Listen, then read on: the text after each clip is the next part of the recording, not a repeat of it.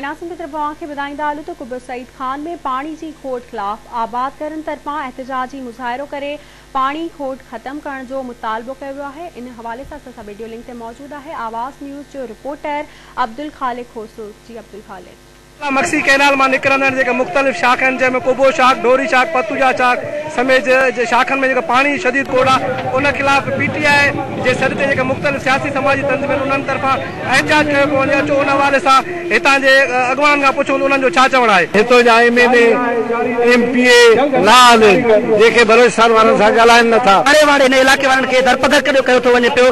असांखे लॾनि ते मजबूर कयो वियो आहे हिननि। हीउ जेको असांजो करप्ट इंजीनियर आहे उन जेको आहे पाण जेको आहे हिते असांजे लाइ जेको आहे पानी जी हथरातू खोट पैदा की आहे। मथे लेवल ते पानी तमामु घणो आहे ऐं असांजे शाखुनि ते हमेशा वारी सूरत हाल आहे। हीअ त शुरूआत आहे, अञा त रोंबा कोन थिया आहिनि, पर अॻिते अलाए छा हाल थींदो सम्झ में नथो अचे त असांजे शाखुनि खे आख़िर पाणी लाइ छो थो असांखे तड़पायो वञे। असांजा जानवर पहिरियों त उन में मरनि पिया, हाणे अगरि जानवरनि जे लाइ पाणी ज़मीन जी आबादी नथी थी सघे, इन खां पोइ तव्हांखे हीअ जेके आबाद शहर आहिनि फिटल नज़र ईंदा। हितां जा MP MLA उन्हनि जा ज़मीन हुते आहिनि, गैर कानूनी पाइप लॻल आहिनि जेके पानी 100 पे वधे थो वञे। छो जो हीअ असांजो एरिया आहे, हिते सारियालो फसल आहे। जेकॾहिं इहा फसल जेके आबादी न थींदी त हितां जा माण्हू बेहतर ग़रीब थी वेंदा।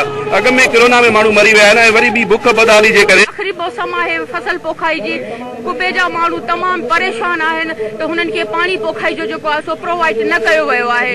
असां इंशाअल्लाह ताला पंहिंजे पुरज़ोर जेको आहे सो ज़ोर तरीक़े सां असां पंहिंजो पाणी वठंदासीं कुबे जो ऐं ढोरी जो, ऐं हिन आवाम खे पाणी ॾींदासीं ताकी हिननि जी पोख थिए ऐं अनऑथोराइज़ पाइप कढिया वञनि। तमाम आबादकारनि सियासी समाजी तंज़ीमुनि जे अॻवाननि जूं ॻाल्हियूं ॿुधियूं। हिननि जेको वज़ीर आला सिंध आपासी जे वज़ीर ऐं आला अख्तियारनि खां मुतालबो कयो आहे त सैफला मक्सी कैनाल मां निकिरंदड़ जेके मुख़्तलिफ़ शाखूं आहिनि जेको उन्हनि में जल्द पाणी मुहैया करे हितां जे आबादकारनि खे फाका कशी वारी ज़िंदगी खां बचायो वञे।